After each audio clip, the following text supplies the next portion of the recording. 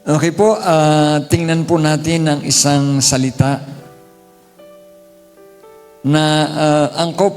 Sa lahat naman ng panahon, ang salita niya ay angkop. Pero mas maintindihan natin na sa panahon natin ngayon, kailangan natin ito. Buksan po natin ang ating mga banal na kasulatan sa aklat ni San Mateo, kabanatang 24, talatang 13. Matthew 24:13.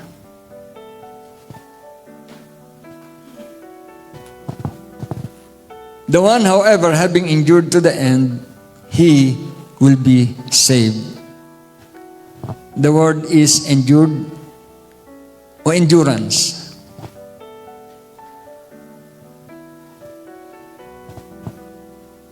Pag narinig po natin ito, di ba, marami namang tayong narinig na endurance. Ang isa nito ay ginagamit na talibaga sa parang sa mag-asawa, endurance, tibay at tatag. Pagtutumibay, pagtatag, kailangan ng isang mananampalataya. Meron po ba tayo nito? Yung endurance. Tibay at tatag, dahil ang konteksto po ng ating salita ay hindi po lingid. Lagi itong binabanggit, di ba? Pangkaraniwan sa messages ngayon ni Pastor ay nababanggit po itong Matthew 24. Ito po ay tumutukoy doon sa tinatawag nating huling mga panahon. The end times. At sa end times, ang daming pwedeng mangyari. At ang pangyayari nito ay hindi ordinaryong pangyayari. Ang sabi, hindi pa nararanasan at hindi na mararanasan pa. Ibig sabihin, nagsimula na at nagpapatuloy na sitwasyon na kinakailangan nga po itong endurance. Yung pagiging matibay at matatag sa pananampalataya. Ang tanong, meron po ba tayo nito? Na kung ating susuriin ang sarili natin, ang aking pong tanong ay, anong pwedeng maging dahilan mo para ikaw ay tanggapin ng Panginoon? Sapagkat sinabi rin ni San Mateo, di ba, hindi lahat ng tumatawag sa Kanya ng Panginoon ay papasok sa kaharian ng langit. Ulitin ko po at palagi kong uulitin hanggang matapos po ako. Ano pong maging dahilan natin para tayo ay matanggap ng Panginoon sa Kanyang muling pagbabalik? Anong pwedeng maging dahilan ko? Anong pwedeng maging dahilan mo? Sa inyo pong puso, alam ko, mayroon na kayong mga dahilan. At sapagkat end times, second coming, ay meron tayong mga dahilan. Huwag po muna, ang unang dinadahilan natin ay yung mga mahal sa buhay kasi hindi pa raw ligtas. Mga kapatid, hindi po yun ang dapat natin maging unang dahilan, kundi mismong ang ating mga sarili. Ang ating pong mga sarili. Yes, of course, pwede naman dahil, oo nga naman, may malasakit tayo, nagmamahal din ng Panginoon sa kanila. Ay hindi pa nga, pero bago yon, tingnan natin muna ang ating sarili. Ito pong endurance ay hinango sa salitang hupomeno. Translates from the Greek verb hupomeno, meaning to stay under, remain under, persevere, or abide through difficulties, trials, and suffering while maintaining faith and fortitude. It is formed from the prefix hupo, under or by, and the verb meno, to remain, stay, or abide, conveying the idea of remaining steadfast and holding on despite challenges. Mga kapatid, sa marami, parang tinetake for granted lang ito.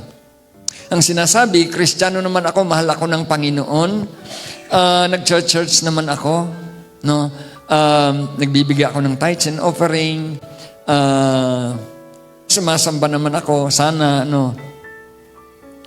Kasi palagi nating binabanggit, maraming sumisimba, hindi naman nakakasamba. Pangkaraniwan, naging tradisyon, naging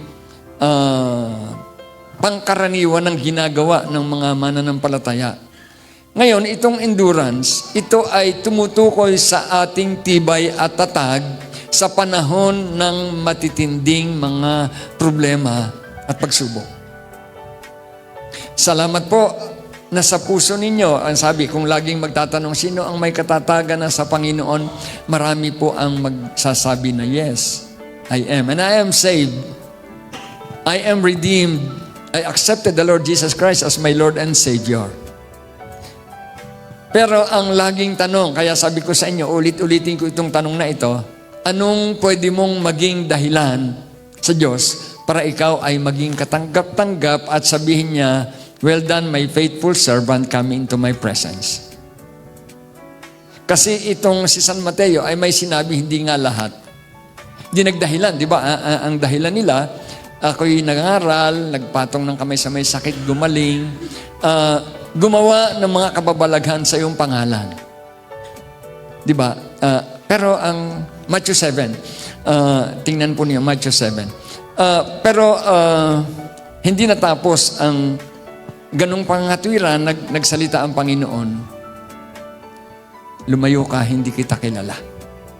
Hindi lang doon natapos, may kasunod yun, ikaw na mapagawa ng masama. You, evildoer, away from me. Hindi ba maganda naman ang kanyang ginawa? Di ba? Nangaral, nagpatong ng kamay sa may sakit, gumawa ng mga kababalaghan, pero hindi pala sila kilala. Anyway, ang akin lang binibigyang diin dito ay yung bang pwedeng sabihin ng isang mananampalataya na ako naman nga'y Kristiyano. Ako naman ay nagdarasal. Kagaya ng isang nagpatotoo kanina na kahit yung bata tinuturuan. Natural naman, di ba? At ang mga bata, nagpe-pray talaga yan. Alam din nila yung magpasalamat sa pagkain, magpasalamat bago matulog. Alam nila yan eh. At tayo man ganun din. Pero iyon na lang ba ang batayan ng iyong katatagan sa Panginoon? No. Remain, to be steadfast in the Lord, stay under, persevere, or abide through difficulties. Ito yung sitwasyon. Sabi ni Kuya Jejo kanina, narinig ko yung katagang convenience. Nandun tayo sa convenience sa ngayon. Wala pa po tayong nararanasan halos na yung sinasabi na matitinding mga problema at pagsubok. Di ba? Wala pa yung papatayin ng iyong pamilya, susunugin ng bahay mo.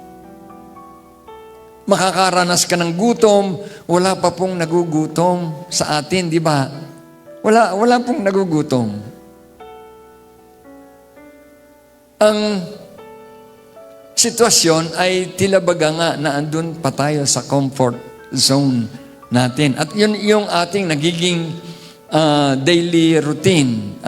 Kasi gusto natin, di ba? Pinanghahawakan pa natin minsan yung salita ng Diyos na John chapter 10 verse 10, nagpunta siya rito para tayo bigyan ng buhay at ng kasaganaan. I came that you might have life and have it more abundantly. Wala pong problema, ganun ang Diyos magpala. At ako po'y naniniwala na kung dumating man yung matinding problema at pagsubok, hindi siya hihinto ng paggawa. Ang magiging problema ay yung ating sarili, yung ating pagtugon sa ginagawa naman ng Diyos. Ang ganda ng awit kanina, di ba? Yung panimula yata yung awit, He is our way maker, miracle worker, promise keeper, light in the darkness. That is who God is. Siya yung ating Diyos. Walang problema. Ang Diyos ay tapat sa lahat ng panahon. Wala siyang ginawang masama. At hindi gagawa ng masama. Ang magiging problema ay ang tugon ng isang mananampalataya. Pag tinignan ko po ang katagang endurance sa ancient Hebrew na ngayon ay palagi nating naririnig. Pero walang single word na sinabi. Maraming word, pero isa lang ang tinutukoy. Ito yung sa Tagalog nga ay katatagan, pagiging matibay sa pananampalataya. Naandyan ang mga salita, sabi nga, ancient Hebrew, it is understood through concepts like nasa, to carry or bear, which signifies enduring a burden or hardship. And amad, to stand firm, representing the ability to stand against trials. The idea of endurance also connects to avoda, service, where heartfelt service to God provides the strength to persevere through difficulties. And the concept of shemen, ito ay oil and fatness, which signifies abundant strength and vitality needed for endurance. Maraming salita, pero isa lang ang tinutumbo, ang pagiging matibay at matatag ng isang mananampalataya. At tinatawag tayong lahat ng Diyos doon. Kasi nga, nasanay tayo, ito lang, di ba, ang pagsubok ay sakit, mga anak na medyo nagkakaproblema, problema ng mag-asawa, pangkaraniwang mga problema. Mga almost ganun lang. Yung nagka-cancer, huwag naman sana, yung mga lumalaban sa matitinding sakit. Mga pagsubok ba? Pero ang sinasabi ng ating text, matitindi pa sa mga nararanasan ngayon. Nang sabi, hindi lilipas ang henerasyong ito. Ngayon, yung henerasyon, hindi ko alam, napaksa na yata dito yon. Kasi yung henerasyon, ang ina-interpret ng iba doon ay itong henerasyon na ito. Paano yung henerasyon ng una pa ay sinabi na rin yung henerasyon noon? Nagpapaulit-ulit lang po ito, parang nagagyrate, spiral na nagpapaulit-ulit sa buhay ng mga mananampalataya. Yun ang henerasyon. Ngayon, pag inyong tiningnan nga ito sa kanyang, kasi ang sinasabi, ang may akda ay may kaisipan ng isang Hudyo. Kaya doon natin din tinitingnan. Ang magaganon ay tibay at tatag pa rin ang uuwian ng anumang pag-aaral. Tibay at tatag ng pananampalataya ng isang Kristiyano. Kasi nga, ang daming nangyayari, mababaw pa nga sa tingin natin, ay marami pang sinasabi ng lalamig, ng hihina, at ang iba ay dumadako doon sa pagiging malahininga, na ang sabi ng Biblia, ng Revelation 2 o 3, sulat sa Laodicea, Iglesia sa Laodicea, Revelation chapter 3, ay iluluwa ng Panginoon yung malahininga. Yun yung nangyayari. Kapag ikaw ay malahininga, tila baga parang walang tatag ito. Walang tibay. Lalo na nga pagka medyo malamig. Kasi magkaiba yung malahininga at malamig. Ang iba sinasabi, backslide ng lamig. Paano nga yung malahininga na nga, iluluwa pa rin . So yung tibay, hindi makita. Idedepensa ito ng iba, sabihin, ay wala naman pwedeng mag-judge sa puso ng tao. Yes. Wala naman pong pwedeng mag-judge nito, kundi ang Panginoon mismo, di ba? Only God knows us more. Higit sa kanino man, ang Diyos ang nakakakilala sa atin. Kaya nga, ang tanong ko kanina, ano bang pwedeng maging dahilan mo para maging tanggap ka ng Panginoon sa kanyang muling pagbabalik? Anong tatag at tibay meron ang puso mo? ang pananampalataya mo sa Kanya.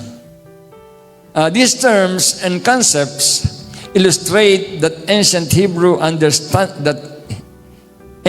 understanding of endurance was less about passive waiting and more about active persistence, strength, and a deep, unwavering commitment to God or a chosen path, especially when facing suffering and adversity. Ito pong endurance, tibay at tatag, ay hindi yung sinasabi na isang passive na mananampalataya, dapat ito ay active. Pag sinabi yung passive, yung sinasabi ko kanina, mga kapatid, pansinin niyo po ito, na Kristiyano naman ako eh. Labas-masok sa simbahan, pasensya na po kayo. Uuwi. Nang sabi ng bagong tipan, paraan niya, ikaw humarap sa salamin. Na pagkatapos mong humarap sa salamin, nalilimutan mo na ang iyong sarili. Nalilimutan mo na, ikaw pala ay isang mananampalataya. Madaling magsalamin pag nasa loob ng church, di ba? Paglabas mo, parang nalilimutan mo na, sino ba ako? Kasi ganun eh. Papasok, lalabas, uuwi, kasama ang pamilya, pag Monday, trabaho, pasok sa school, yung daily routine, we have to do that, yes. Pero ano ba ang paglalarawan mo pag sinabi mo yung ikaw ay tumatatag at tumitibay sa pananampalataya? Di ba? Hindi dapat maging passive, kundi ang sabi, it is to be an active persistence, strength, and a deep, unwavering commitment to God any time of the day. Kaya ang sabi ni Pablo sa Colosas, ano man ang gagawin mo, kakain ka man o iinom, o ano man gagawin mo, sa salita man o sa gawa, gawin mo ito para sa kalwalhatian ng Panginoon mo. Di ba? Naging ano na natin naging ritual. Ay, linggo pala, sisimba pala ako. O iba nakalimutan na nga Ay, linggo pala. Tinanghali tuloy ako ng gising. May mga naririnig po akong ganyan. Sorry po. May naririnig po akong ganyan. Nabanggit ko nga na nung una-una, hindi mo pwedeng makalimutan. Inip na inip ka nga. Bago pagdadating ng linggo, naku, ang tagal naman maglinggo. Ibig sabihin niya, gustong-gusto niyang mag-church. Ngayon, iba na. Naku po, linggo na naman. Napakabilis naman ng araw, linggo na naman. Ibig sabihin, responsibilidad na lang niya, nasisimba siya kasi Kristiyano siya. Hindi niya makita na ito ay pribilehyo. Pribilehyo. Hindi lang isang responsibilidad, kundi pribilehyo. Pag sinabi po yung pribilehyo, mapalad ka. Ang sinasamba mo ay isang Diyos na walang tutulad, walang kapantay, walang hihigit. Di ba? Pribilehyo sapagkat ang sabi, kung ang Diyos ay panig sa atin, sino ba ang laban sa atin? If God is for us, who can be against us? Ni-stress ni Paul yan doon sa Romans 8. Pribilehyo na naging tumugon tayo sa kanyang pagmamahal, tinanggap natin siya bilang Panginoon at sariling tagapagligtas. We are blessed. Hindi lang responsibilidad. Hindi lang responsibilidad. Kaya nga, kanina habang nasa matanghalinaan niya, sabi nung isang tanghalinaan niya, parang ilan pang tao. Huwag po kayong mag-alala, mga kapatid. Sa linggo po, marami tayo. Sa linggo po, marami tayo. Marami-rami. Bubuksan naman yung ating room na yan. Aside from joint worship po, joint worship na nga, kukunti pa rin Dadami-dami po tayo sa Sunday. Huwag po kayong mag-alala doon. Ngayon, yan, parang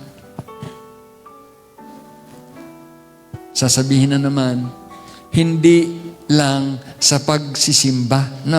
Tama naman. Hindi naman lang sa pagsisimba. Pero,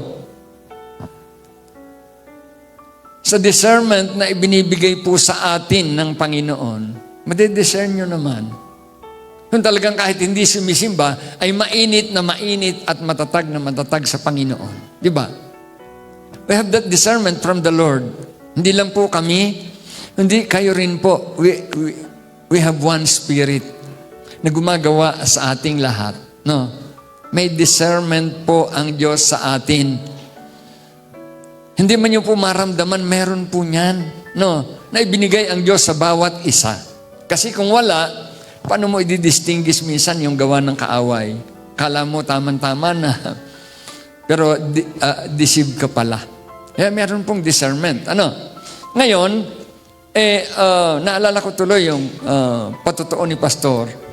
Minsan doon sa chapel, habang siya'y nagpipreach, merong gumuhit na isang napakatalim na tila ba parang kidlat. Nahiwalay ang kabila sa kabila. Hindi ko alam kung kanan ba o kaliwa. Tang sabi yung isang panig lang makakasama. But anyway, again, depende sa ating katatagan sa Panginoon. Ano po? Tatag at tibay. Endurance is tatag at tibay. Bakit sinabi ni San Mateo ang ganitong mga pangyayari? Di ba? Kasi may posibilidad na mangyari. Sa ngayon, sabi ko nga, di ba, dito sa atin, ano lang tayo, pag nagkagulo sa Manila, katulad nung nag-rally, andito naman tayo. Yung nagugulo yung ating government sa korupsyon, tila baga parang hindi pa rin natin ganun maramdaman kasi hindi tayo yung binabaha. Tingnan niyo yung mga nai-interview sa baha. Ang sasabihin kagad nila, katatakaw. Kasi ngayon nila nakikita, noon naman, bagaman meron sila kahit papaanong kaalaman, wala lang. Hindi naman, kung literal na affected ka, hindi naman. Kasi hindi naman bumabaha dito. Bumabaha lang pag umuulan sa kalsada, pagkatapos ng ilang sandali, ilang oras, wala na uli yung baha.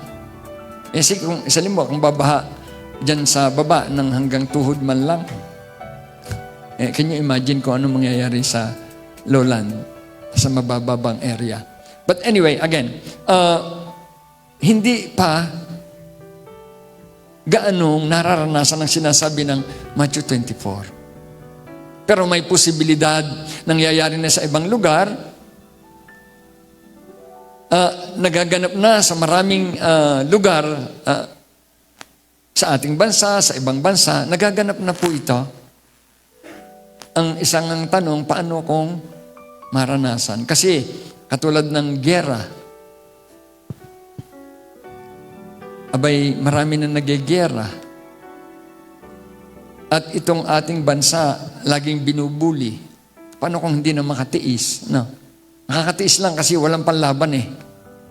Siguro kung may panlaban ng Pilipinas, baka hindi na nakatiis. Isipin mo naman laging binobomba ng tubig. Gaano naman kasakit sa damdamin mo na nasa sarili kang teritoryo, bobombahin ka ng tubig. Diba? Parang sa atin kasi, abuso na. Kasi nga, walang kakayanan. Hindi ko nga alam kung may pambomba tayong tubig eh. Parang wala. Parang sumpit lang meron, Sumpit. Maliit kami, meron kami sumpit. Paano nga? Paano nga? May tibay ka ba at tatag? Kung sa ganitong sitwasyon, mga kapatid, marami ang nanlalamig. Marami ang nagiging malahininga. Paano na nga pag matitindi na ang ating kinakaharap ng mga problema? Mga pag-uusig. Mga kahirapang darating. Kaguluhan, magkabi-kabila. Paano na nga? Mga paalaala ba, mga kapatid na hindi ko alam. Sabi ko nga marami po sa mga mananampalataya taking for granted. Wala lang. Wala naman nangyayari. Mahal naman ako ni Lord. Diba? Iingatan ako ng Panginoon. wala ngang problema sa Diyos. Wala ngang problema.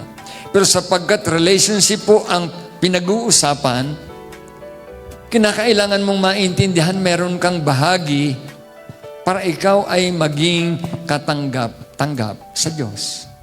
Na, meron kang bahagi. Hindi iniwanan ng Diyos ang ako niya sa Kanya lang. Kasi kung inako niya yung lahat, hindi na niya hinayaang nagkasala si Eva at si Adan. Tatampalin lang yung kamay noon, pipitas ng bunga, Hindi niya na magagawa. Hindi niya iniwanan na maging robot ang tao. Kung kaya, kailangan mong maintindihan na maging matibay ka at matatag. Sa Lumang Tipan, ang daming halimbawa, ang mga lingkod ng Panginoon, si Moses, si Daniel, sina David, sina Abraham, ang dami nilang pinagdaanan na kung ano-anong matitindi mga paghihirap na dinaanan, nagtagumpay sila. Bakit? Meron silang tibay at tatag sa Panginoon.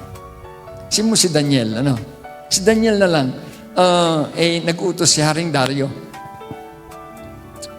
Kasi nagsulsul yung kanyang mga kasama ni Daniel na mga governors na ay nadadaig tayo nito. Hanapan natin ang butas. Wala silang makitang butas. Ang sabi, lumapit yung mga governor kay Haring Dario. Haring Dario, gumawa ka ng batas na walang sasambahing Diyos maliban sa iyo. Pirmahan mo, selyuhan mo, utos ng hari, hindi pwedeng mabali. Gumawa si Haring Dario ng batas. Pero itong si Daniel, hindi siya nagbago ng kanyang routine. Hindi lang ito routine, kundi talagang mula sa kanyang puso, grabe ang kanyang commitment at dedikasyon sa Diyos. Ginawa pa rin niya yon 3 times a day.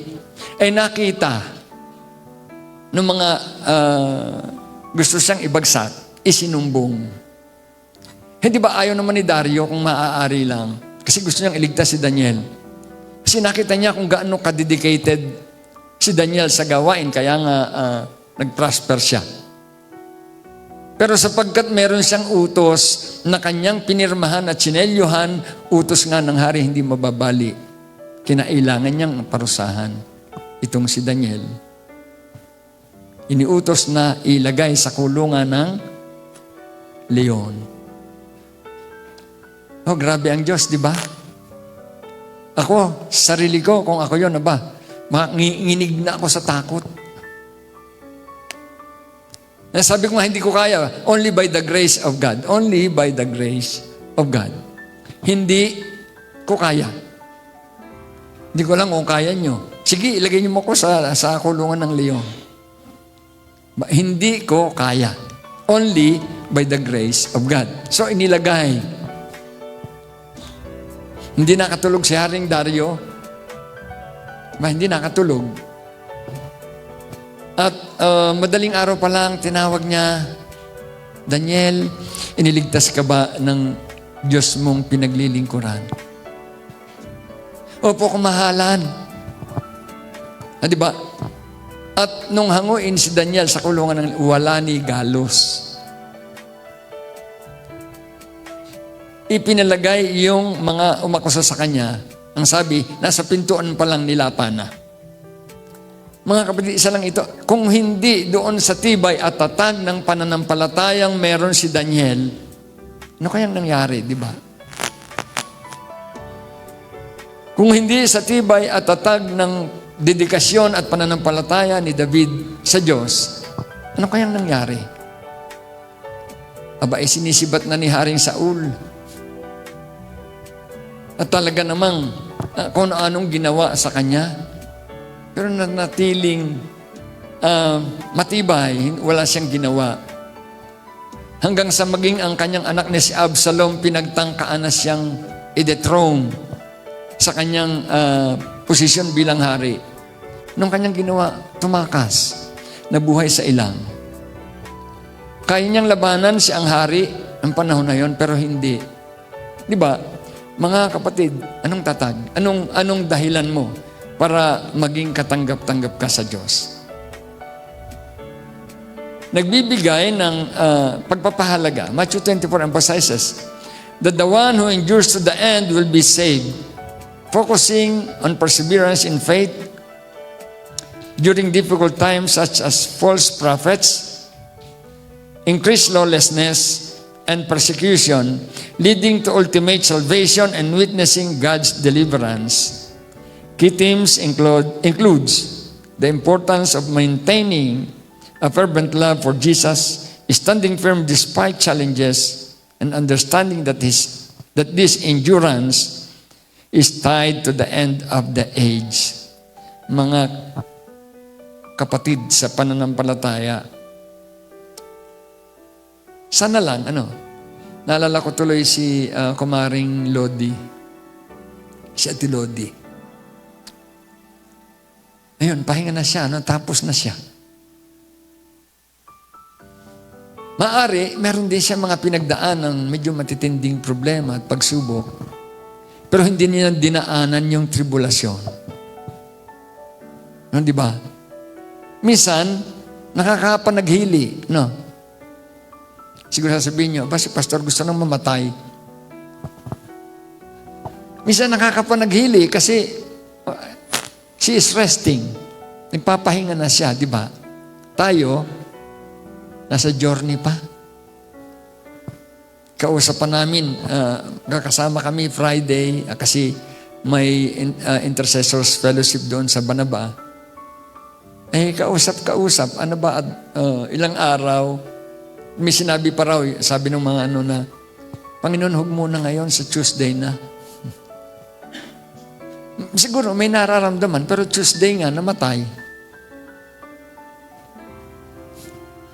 Hindi ko lang kung narinig din ng ibang intercessor yan. Sabi daw ay, parang nararamdaman niya, parang malapit na siya. Pero ang sabi niya, huwag muna ngayon sa Tuesday na.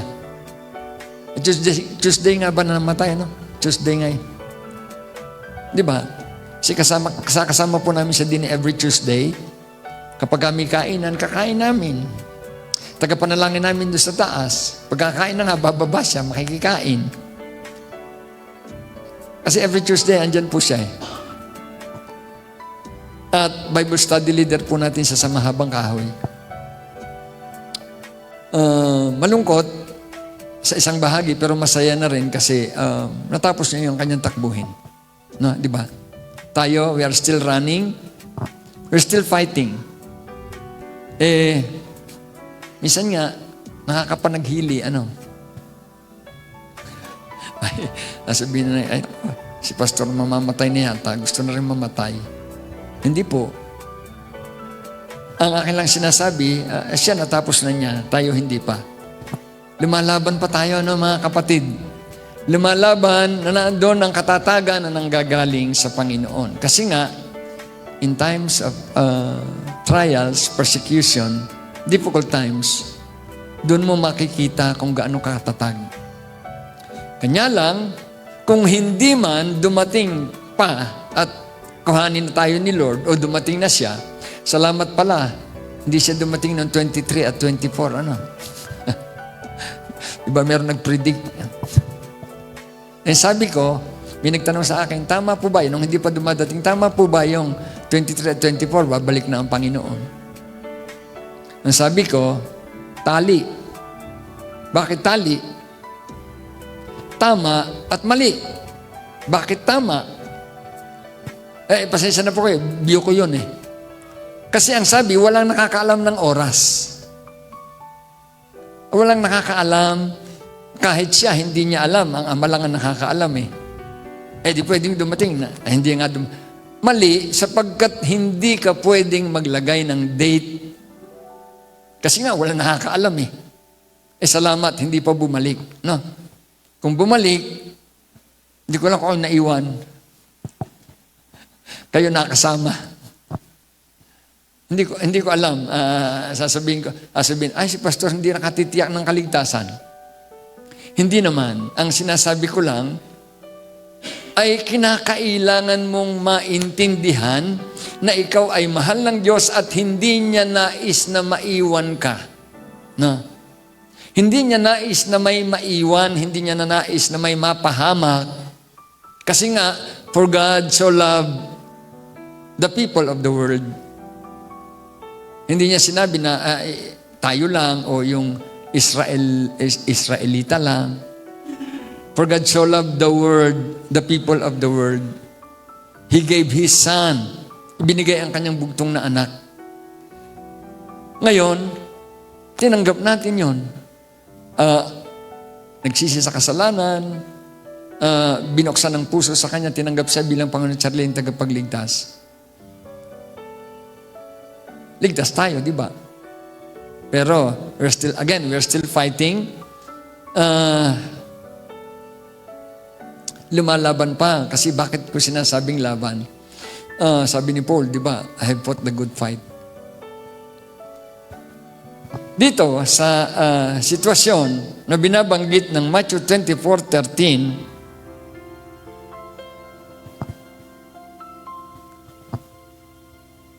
the verse calls believers to endure by remaining firm in their commitment to God's commandment despite opposition, adversity, the deceptive influence of false prophets and lawlessness. In this context, the end generally refers to the end of the age during a significant tribulation period, not necessarily the end of every individual believer's life. Tumatawag ito, encouragement, tumatawag sa mga mananampalataya na manatiling matibay at matatag. This is an ongoing attitude and experience. Ito ay nagpapatuloy na kalalagayan ng isang mananampalataya. Kasi kung inyong matatandaan, ang isang bahagi ng Biblia, may dalawang pusakal na nakasamang napako ni Kristo sa krus. Ang isa, medyo nanunudyo pa, sabi, iligtas mo ang sarili mo, pati kami. Kung talagang ikaw ay makapangyarihan. Yung isa, kinabog ang dibdib. Magtigil ka. Ito nga'y walang kasalanan. Hinaparusan. Ang sabi niya, ngayon, Panginoon, alalahanin mo ako pagdating mo sa paraiso. Anong sabi ng Panginoon? Ngayon din. Ngayon din, isasama kita sa paraiso. Right now, you will be with me in paradise. Anong ibig ko pong sabihin pagdating sa bagay na ito? Nung tanggapin po natin ang Panginoon, bilang ating Panginoon at sariling tagapagligtas, karamihan po sa atin, at siguro wala namang hindi nakaranas noon, ang saya. Parang talagang nagkaroon ng change, drastic change. Yung sinabi ng 2 Corinthians 5:17, if anyone is in Christ, he is a new creation, all things passed away, behold, he become new. Ang naging problema, may journey sa atin. Doon sa nakasama, wala nang naging journey. Ang journey niya sa paradise agad eh. Ang naging problema, para sa marami, ay yung journey. Eto na nga, ang dami nang naging pagsubok, naapektuhan ang kanyang pananampalataya, dumating sa punto na panalangin, ni pagbubulay ng salita ng Diyos, ni pagdalo sa mga gawain, lahat ng ito, binigyan niya na ng dahilan at katwiran. Hindi na siya ganun kainit. Kaya ang sabi ni San Mateo nga, kung hindi paiikliin ang panahon, baka walang maligtas. Yun nga, sorry sa nag-testimony kanina. Yung testimony niya, sa panahon ng backsliding, kung dumating ang Panginoon. Di ba? Ang malahininga nga iluluwa. Nakita niyo yun? Kaya yung panawagan na manatili ka na mainit, matibay at matatag sa pananampalataya, ito po ay halagang pag-ukulan ng pansin. Kasi nasa journey ka, naapektuhan ka. Sabi ng iba, tao lang. No. Tao lang na may kahinaan. Yes, naiintindihan ng Diyos yan. Kaya provided ng lahat. Kailangan mo lang tanggapin. Ano bang problema mo ang hindi bibigyan ng kalutasan ng Diyos?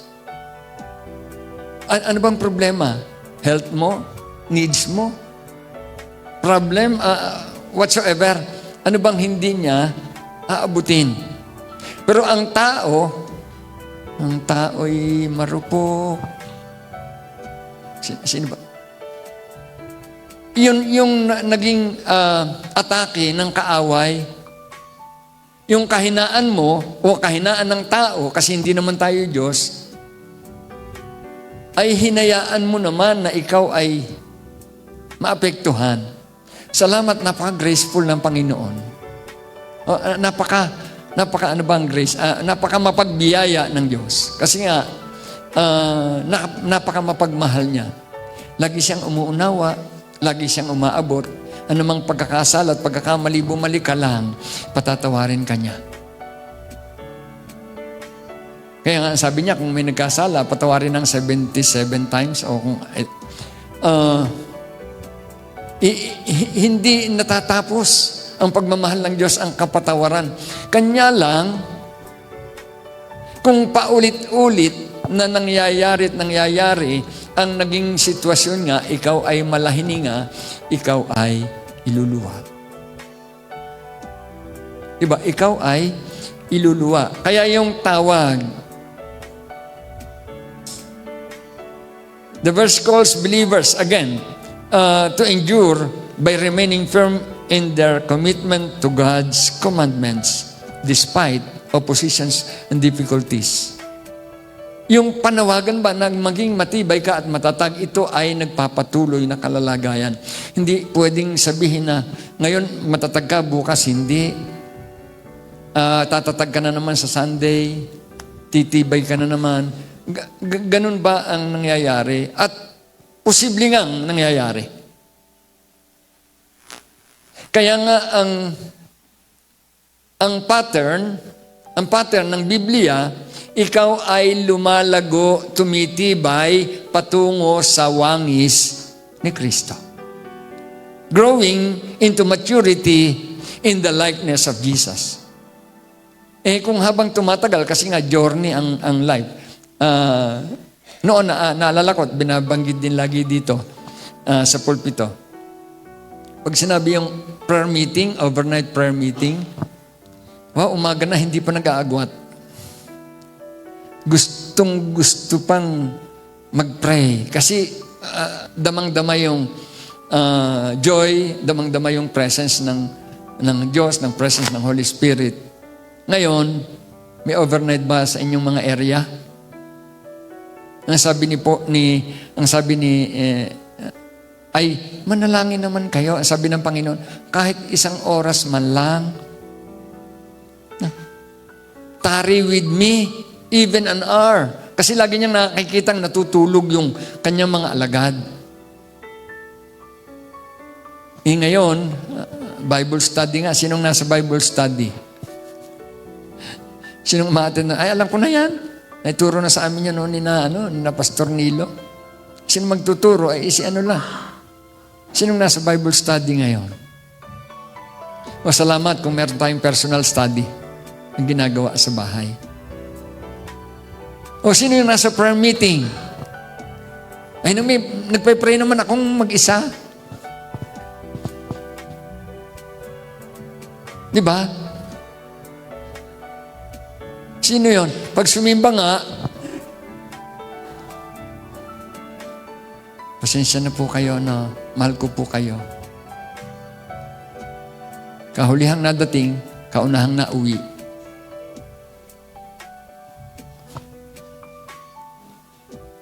Tagal naman ni pastor naman yung magsalita. Sabi sa akin, ay, iklian mo lang ha. Ikaw pa lang speaker, iklian mo lang. Lalo akong mapapatagal yata. God is calling us to remain firm in our commitment to God, His commandments. Ito yung salamat po sa ating mga dumadami yung ating dance team. Meron tayong mga new generation. Wow! Sabi ko, salamat Panginoon. Meron na kami mga bagong henerasyon na wala na yung mga nanay na sumasayaw-sayaw dati. Ano? Ate Mel, nawala. Pasensya na, no? Talagang tuwan-tuwa ako noon. Aba, talagang nagdadance. Kasi wala namang sinabi sa Biblia, bata lang ang magdance. Wala namang sinabi sa Biblia na kapag ikaw ay nagkatrabaho na nagkaasawa, wala ka na sa ministry. Diba? May sinabi ba doon sa Biblia? Pag nag-aaral ka na, ang dami mong assignment, nagkatrabaho ka na, nagkapamilya ka na, dahilan mo na, hindi ka na sa ministry. Meron ba niya sa Biblia? Hindi ko po alam kung meron. Gusto kong matutunan. Ay wala, ayan, binanggit ko po ito sa aming kabataan noon kasi halos nawala yung kabataan sa Banaba. Kasi bakit? Nagkatrabaho, nagkaasawa, napalipat ng ibang lugar. Sabi ko sa kanila noon at alam, naiintindihan nila yon. Saan man kayo makarating, hindi tayo magkakasama lagi, ano? Hindi tayo magkakasama lagi, magkakaroon kayo ng pamilya, trabaho, pero kayo ay nasa ministry pa rin. Commitment ninyo ito sa Diyos. Hindi ko po alam sa ngayon. Kasi nga, maraming nagaganap. Nakala natin okay lang tayo. Pero ano nga ba ang dahilan mo para masabi mo na tanggap ka niya sa kanyang muling pagbabalik? Mahaba pa yata nga. Alam niyo, binanggit ko na kanina, may testimony si Paul. Na? At ito rin yung dahilan niya. Naging dahilan niya para matanggap siya ng Panginoon. 2 Timothy 4:7 and 8. I have fought the good fight. I have finished the race. I have kept the faith. Now there is in store for me the crown of righteousness which the Lord, the righteous judge, will award to me on that day. And not only to me, but to all who have longed for His appearing. Ulitin ko po, I have fought the good fight. Lumaban ako ng patas, ng tama, ayon sa kalooban ng Diyos. I have finished the race. Natapos ko ang aking takbuhin. I have kept the faith. Napanatili ko ang aking pananampalataya. Now, there is in store for me the crown of righteousness, which the Lord, the righteous judge, will award to me on that day. And not only to me, but to all who have longed for His appearing. Ang sabi niya, nagawa niya ang dapat niyang gawin. No? Natapos niya ang kanyang takbuhin. Kung kaya nga, ngayon, ang sabi niya ngayon, the righteous judge will award to me. No? Mabibigyan siya ng gantimpala. Mga kapatid, tinanong ko na kanina, ano bang dahilan mo? Ay sabi ko, ulit-ulitin ko ito. Kaya, nasabihin natin, ay kasi, hindi pa yung aking asawa, yung aking anak, kasi ay, ang tanong ay ikaw, no? Ang tanong ay ikaw. Kung hindi naman tayo nagkulang ng paalaala, pagbabahagi, nagawa natin yung ating tungkulin sa kanila, wala kang pwede maging dahilan kundi ang sarili mo. No? Sarili mo. Kung ikaw ba ay tanggap o hindi. It depends on your faith and your commitment to the Lord. Revelation 22:12-14, Behold, I am coming soon. My reward is with me, and I will give to everyone according to what he has done. I am the Alpha and Omega, the first and the last, the beginning and the end. Blessed are those who wash their robes, that they may have the right to the tree of life and may go through the gates in the city. I am coming soon, says the Lord, and His reward is with Him. Ibibigay niya yon sa sino man na karapat dapat pagbigyan. Na, di ba? Bibigay niya yon sa karapat dapat pagbigyan yung reward na iyon. Ako ba yon? Kayo ba yon? Yes, we are. Just remain in your faith. Go deeper. Be steadfast. Kung sa tingin mo, hindi pa. Wala ka pang tibay, wala ka pang tatag. Mga kapatid, pag sinabi yung endurance, sa Diyos din galing yon. No? Sa Diyos din galing yon. Hindi sa atin. Remaining under God's presence during difficult times. Hindi lang ngayon, bukas, kundi bawat sandali ng buhay mo, alamin mo ang puso mo matibay at matatag na nananalig sa Panginoon. Kasi, kung hindi, palaging ganun. Ang sabi ng iba, ay nakasulat na naman ang aking pangalan sa aklat ng buhay. Nagbubura ba ang Diyos? Ng listahan? Parang merong verse, hindi ko lang, pasensya na po kayo, hindi ko lang natingnan. Parang meron na nagbubura.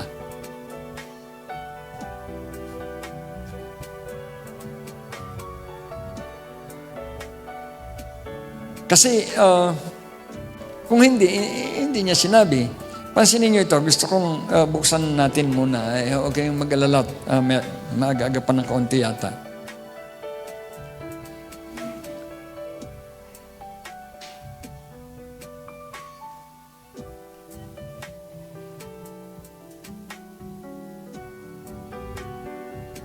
Sa Revelation, chapter 2.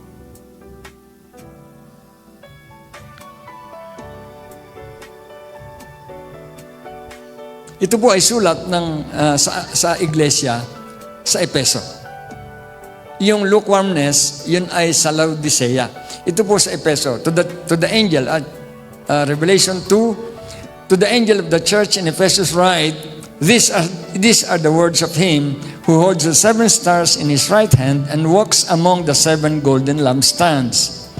I know your deeds, your hard work, and your perseverance. I know that you cannot tolerate wicked men, that you have tested those who claim to be apostles but are not, and have found them false. You have persevered and have endured hardships for my name and have not grown weary. Mga kapatid, sabihin mo sa mga kapatiran sa Epeso, ang mga salitang ito. Naiintindihan ko ang iyong mga gawa, verse 2, ang iyong mga paghihirap, ang iyong mga pagtitiis. Nalalaman ko na hindi mo napahintulutan ang anumang kasamaan sa loob ng church. Sinubukan mo ang mga nagpapanggap na mga apostol, subalit hindi, at napatotohanan mong sila ay mga huwad. Nagtiis at nagtiyaga ka ng hirap, at kailanman ay hindi nanlupaypay, alang-alang sa aking pangalan, at hindi ka napagod kailanman. Ganda, no? Meron ba tayo nito? Diba? Walang sawa, walang pagod na naglilingkod, nagtiis, naghirap, hindi napahintulutan ang kasalanan sa loob ng church. Ganda, no? Verse 4, yet I hold this against you. Meron palang laban, ano? Ano yon? Yet I hold this against you. You have forsaken your first love. Remember the height from which you have fallen. Repent and do the things you did at first. If you do not repent, I will come to you and remove your lampstand from each place. Mga kapatid, ito po'y church, aktibo, on fire, seemingly sa kanilang ginagawa sa Diyos. Walang pinapayagan at pinahihintulutang kasalanan. Wala roong nakikipamatok sa hindi mananampalataya.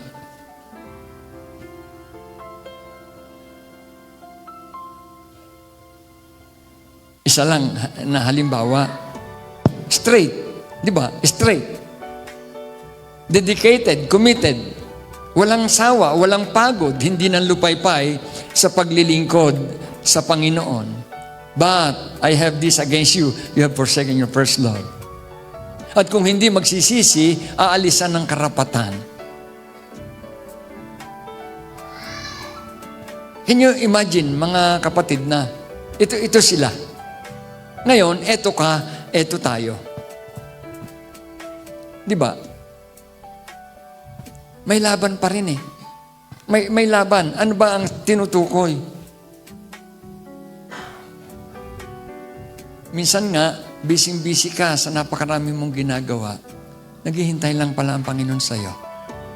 No, di ba? Na makausap ka. Kaya nga narinig ko lagi yung tanong na, ano ba sabi ng Panginoon sa'yo kaninang umaga?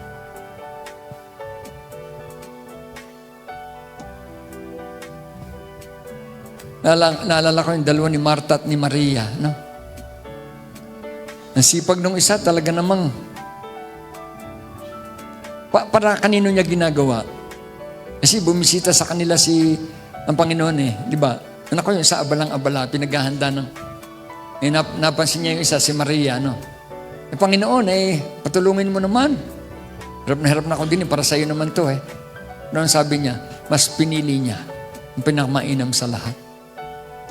Sometimes, and oftentimes, not sometimes, oftentimes, kinakailangan mong ang iyong commitment ay yung bang palagi mo siyang nakakaniig.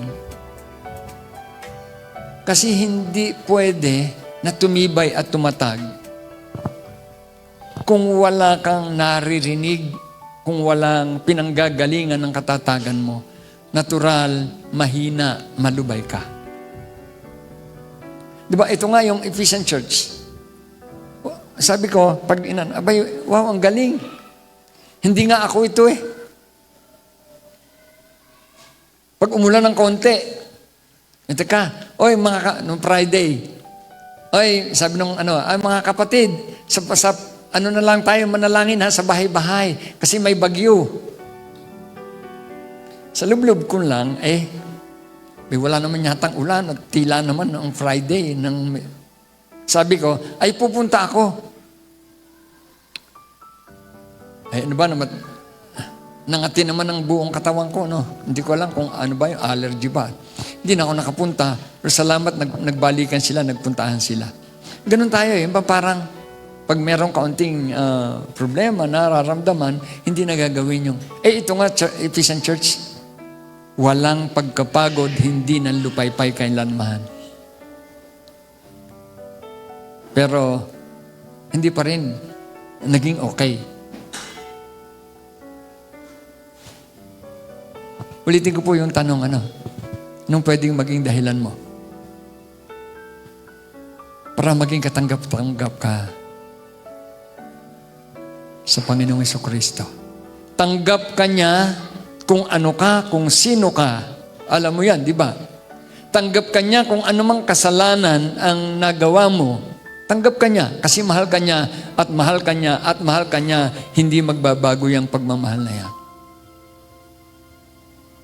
His love never ceases. Ganun siya magmahal. Pero ikaw, mahal mo ba siya? Upang maintindihan mo ang tibay at tatag ng gagaling lang sa pagmamahal mo sa Diyos at pagmamahal niya sa iyo.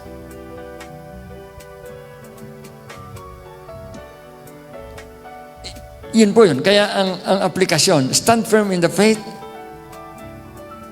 Believers are encouraged to stand firm in their commitment to Jesus Christ even when faced with trials and tests of faith.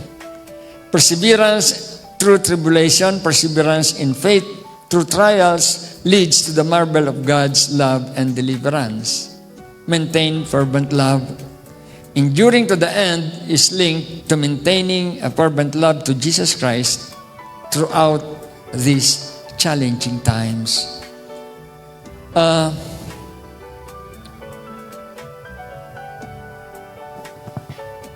Hindi pa po tapos. No. Hindi pa tapos ang Diyos sa atin, hindi pa rin naman tayo tapos sa Panginoon. Maliban na nga kung bumalik siya, tapos na.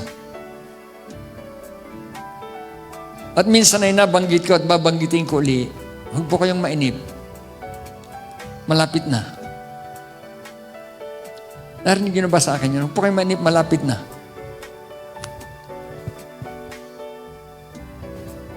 Malapit na po tayong mamatay.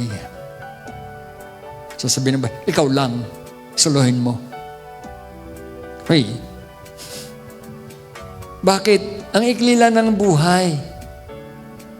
Kumpara mo doon sa eternal. No? Eternal, wala nang katapusan. Ang ikli, okay, 100 years ka. Ako 135. Si Kuya Bay, 120. Sabi nung isang araw ng kanyang asawa, nadaing, no? Kaya yung kanyang mga sakit, naramdaman na naman ng sakit. Ay, akala ka ba 120 ka? Bakit ka?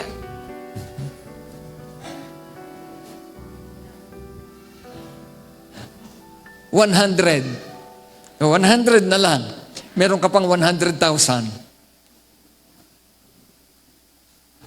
Kung ikukumpara mo sa eternal, wala nang katapusan. So, malapit na. Life is so short. At ang sinasabing coming soon, malapit na rin. Bumalik ang Panginoon.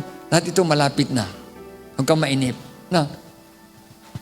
Ang isaalang-alang po natin, mga kapatid, yung tibay at tatag ng ating pananampalataya habang may panahon pa. Baka mahuli na ang lahat. May mga kwento ko minsan yan, si Madam Tanets, doon sa kanilang pinanggalingan na yung ating news about war, higit niyang naiintindihan kasi nasa foreign sila.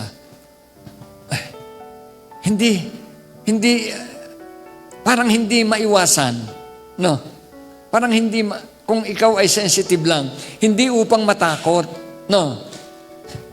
Kundi upang tingnan na sa buhay mo, you need God, you need Jesus, you need to be firm, you need to be steadfast. Anytime. Hindi nakabatay doon sa, sabi mo ay sa susunod na lang, pwede rin naman, pwede rin tama yun. Ay, sa isang taon na lang ako maging aktibo. Kasi nga, baka 2 years pa dumating, o kaya, paano kung mamaya?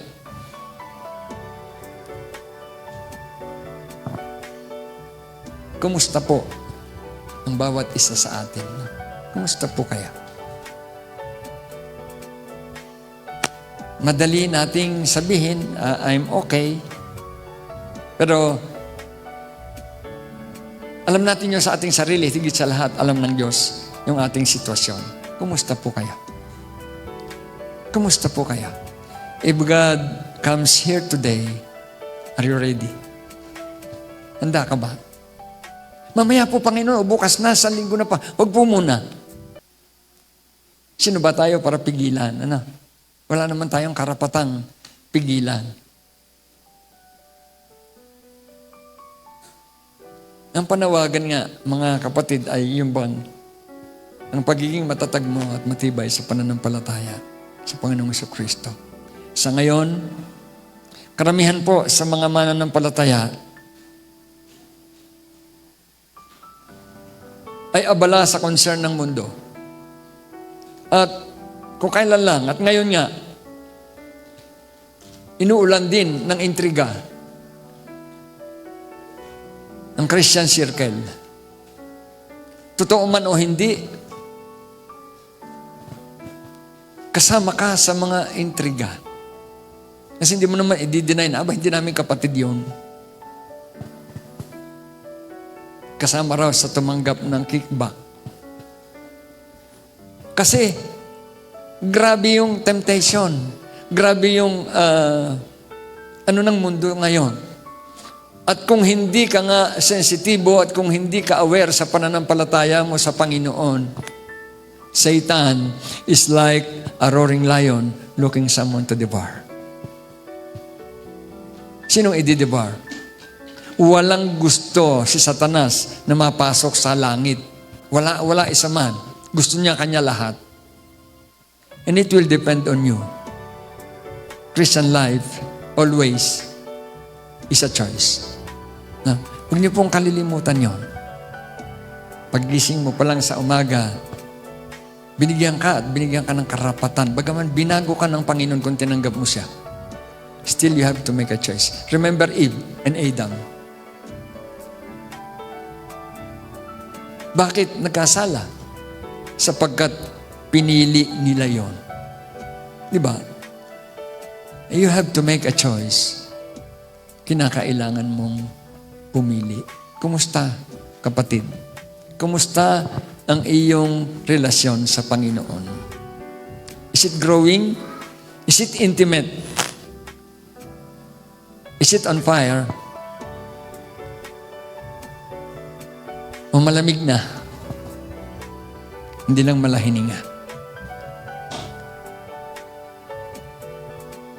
Time is so short. Isang araw, October na. Di ba? Ang bilis. Parang talagang ang bilis-bilis. Comes Wednesday, October na po yun. And 2026, salamat. 2027, salamat. Meron pa. But ang time is now. Ang oras ay ngayon. No? Huwag nang ipagpapabukas lagi. Tingnan mo ang sarili mo. Ako ba ay may tatag na hinihingi ng Diyos upang ako'y makapanatili sa Kanyang pagmamahal. Ang sabi ng Panginoon, I will never leave you nor forsake you. Yes, God is always with us. Pero meron nga tayong dapat gawin No, di ba? Kung pwede nga lang na gano'n na lang, Panginoon, into your hands, I commit everything in me. Bahala ka na. Pero, hindi ka nga passive. We have to be active in the Lord. Let us pray. Manalangin po tayo.